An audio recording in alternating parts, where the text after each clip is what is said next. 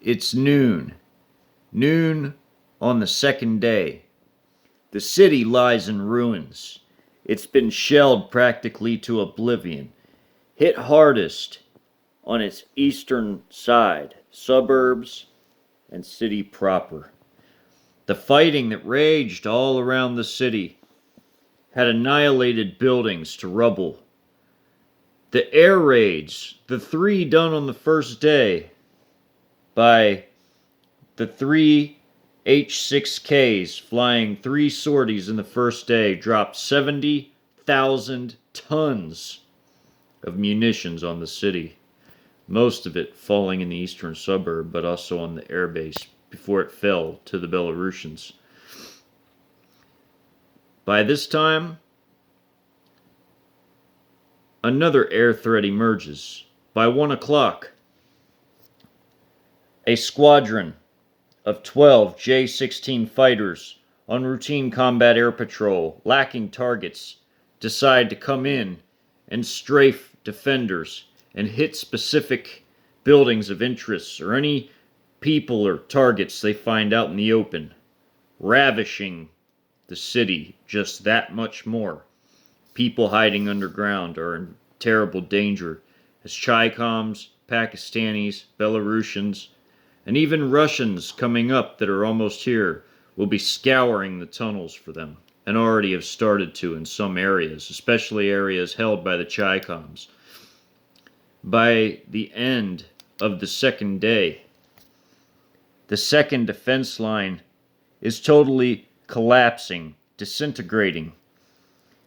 And by the end of the second day, going into the third day, there is one tiny pocket left, as it's surrounded by 5 mech infantry battalions after the tank battalion had punched through, coming in from the Supreme Court area that fell earlier, and causing forces to have to divert to meet the new threat.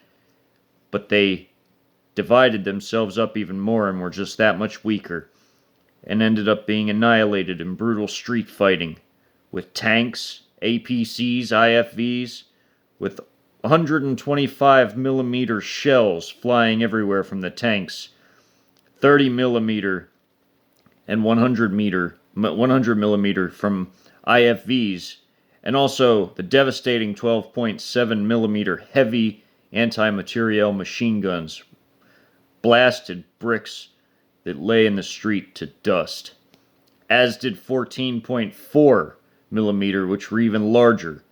The KVTM machine guns, technically classified as an air defense weapon due to its power and range. But by the end of the third day, or by the end of the second day and into the third day, this last tiny pocket of defenders has fallen, and the entire eastern suburbs are now in PLA hands. As the second line disintegrated, the fighting now was confined to the mall area and the last quarter of the regime, whose command post was moved from the CAP and its secondary from the building called the WH, the leader's residence. It was moved to the Jefferson Memorial as a last stand place, as the fighting was now literally on the periphery of these buildings. And now I take you to that area on the third day, inside the last quarter to fall, the regime quarter. Here's the WH and the mall, stretching to the Washington Monument, to the Lincoln Memorial. All these single dots are single troops. These are tanks, as you can see by the type of turrets they have. And these are the directions that the forces are heading. These are APCs, as they don't have the circle in them. These are the AFT-10 8-shot anti-tank missile tracks, carriers, and the trucks that carry them. And they are firing anti-tank missiles like you wouldn't believe, wrecking even more rubble strewn about everywhere as buildings are totally annihilated, minus a few that still remain here and there. Pakistani forces are on the other side of the Potomac, starting to move into position, mostly infantry, but some APCs with their mech infantry element. The Chi-Coms move in with heavy forces as 3 companies, 1 tank company and 2 mech infantry companies, move into position in this area, right across the river and into the mall area, as they fight Americans that have been devastated by the last couple days of fighting. And as they advance, they decimate each element piecemeal as wedge formations of infantry troops with heavy weapons move through the mall. And the Americans who try to counterattack are parried and destroyed. The tanks themselves come down the streets, form up into one column, and head through the mall, past the monument, through the devastated dead bodies of the dead formations, and clash with the last remaining elements with their MRAP and destroy them and annihilate them in a bloody massacre.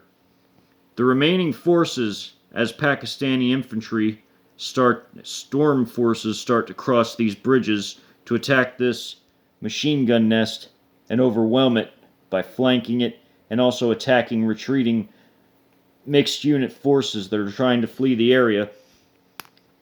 They, too, begin to take casualties in the heavy fighting and the heavy exchange, but they eventually do overcome the machine gun nest, opening a way for more troops to come through across the bridge to assist the Chi-Coms in the capture and the hoisting of the Chi-Com flag and the party flag over the most important building in the former nation, now about vanquished. And they are headed for this X, which is a bunker heavily protected by lots of infantry in the courtyard. But this has been the battle leading to the capitulation of the nation. Soon before the final surrender, as members of the regime are captured bit by bit, as bunkers are stormed, as the entire city begins to fall, by the end of the 3rd day, going into the 4th, the Russian NBCR element, the 40th Nuclear, Chemical, Biological, and Radiological Protection Regiment, has passed through on its special mission to Dietrich, taking 95 and switching off onto 270, headed north toward Dietrich and out of the battle space, accompanied by 2 battalions of Russian mech scout elements from the 100th Recon Brigade.